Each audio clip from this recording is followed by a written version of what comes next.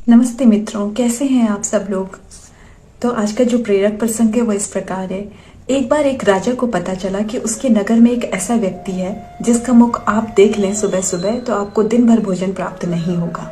तो राजा ने ये रहस्य जानने के लिए उस व्यक्ति को अपने महल में आमंत्रित किया और रात को उसे अपने शयन कक्ष में ही सुलाया और प्रातःकाल उसका चेहरा देख करके ही राजा जागा। तो उस दिन राजा की व्यस्तता कुछ इस प्रकार बढ़ी कि राजा को शाम तक भोजन ही प्राप्त नहीं हुआ। अब राजा को यह विश्वास हो चला था कि यह जो मेरे साथ घटना घटी है, मुझे भोजन प्राप्त नहीं हुआ है, यह उसी व्यक्ति की वजह से हुआ है। तो राजा बहुत ही क्रोधित हो गया और राजा ने कहा इस बुरे व्यक्ति को तो मृत्यु दंड दिया जाना चाहिए और राजा ने मृत्यु दंड का ऐलान कर दिया।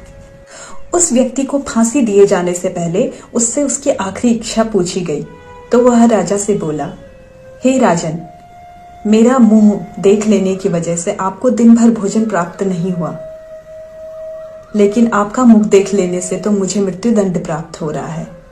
मेरी तो जिंदगी ही खत्म हो रही है। तो राजा की समझ में आ गया। राजा लज्जित हो गए और उनको बहुत ही दुख हुआ। वो समझ गए कि मैं बुराई दूसरे में देखने चला हूं, लेकिन मुझ में तो उससे भी बड़ी बुराई है, मैं उससे भी बड़ा बुरा हूं। और राजा को संत वाणी याद आ गई कि बुरा जो देखन मैं चला, बुरा न मिलिया कोई, जो मन खोजिया आपनो, मुझसे बुरा न कोई।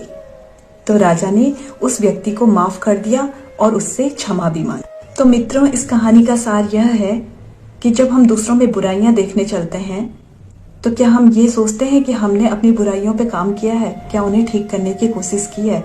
तो दूसरों के अंदर बुराइयां देखने से पहले अपनी बुराइयों को ठीक कीजिए। राधे राधे।